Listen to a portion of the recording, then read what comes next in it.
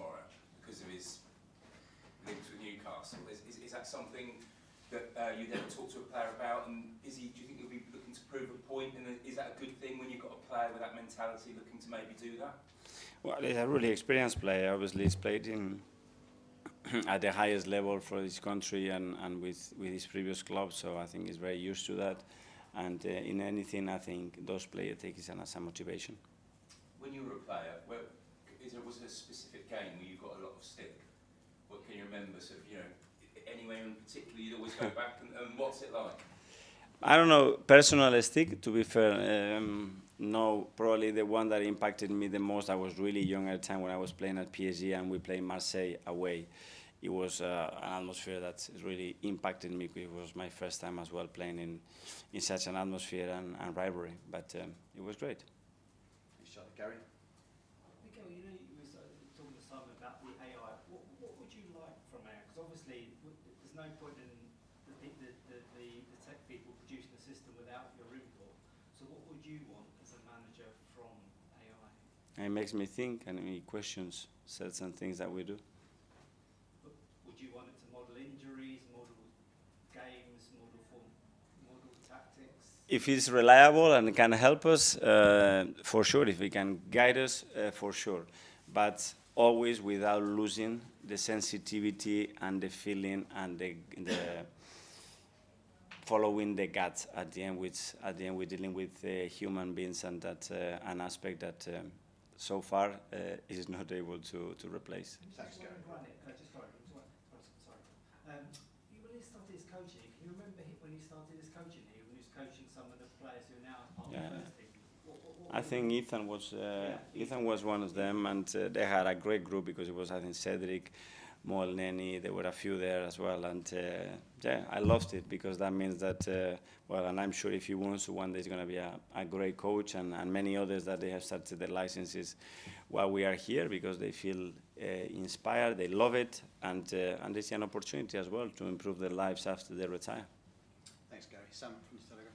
What kind of coach do you think Granit will be? It will be up to him to decide. That's not for me, but I think a very good one. Would you like someone like that on your coaching staff in the future if he wanted to come back? Who? Granit. Let him play first. I think he's playing every minute of every game, so I think he still have a long career ahead of him. It's quite interesting because obviously Carlos Cuesta's now gone to Parma, and Jack Wilshere, obviously to a lesser extent, but Jack Wilshere was here seeing how you were. You kind of got these coaching children spreading across. Children. I know they're old. But it's great. At the end, everybody has a pathway. Everybody needs an opportunity. I go one, and the players and the people around you obviously need to have that. And everybody wants to develop and try things in life. And when they feel that's the right moment to do, you have to let them fly and wish them the best.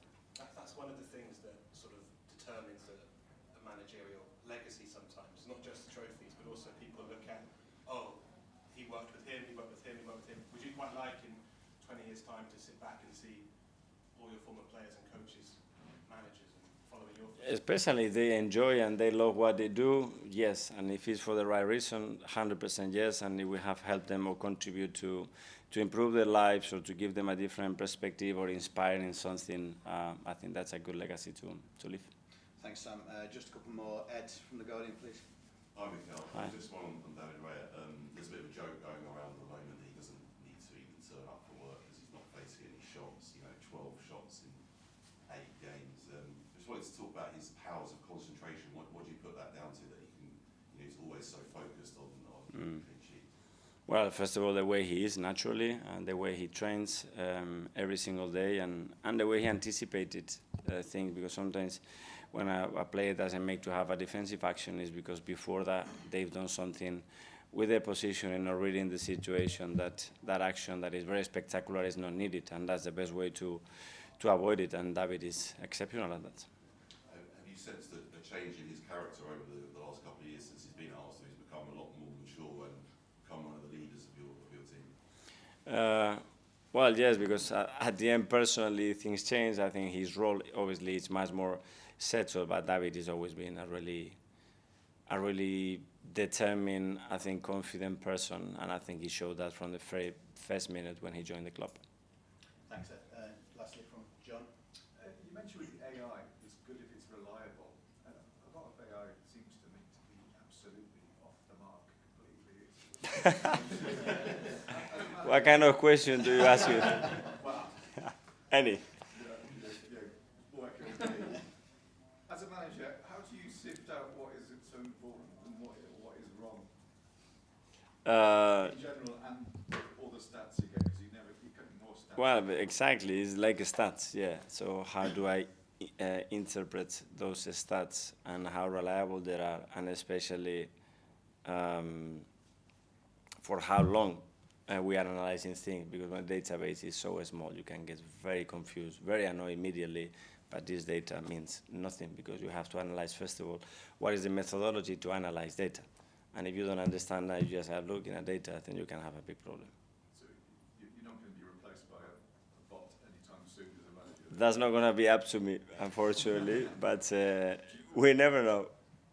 Let's be on our toes. Yeah, thank you. Safe travels tomorrow if you're travelling up. Thank you. We're going to go out that door.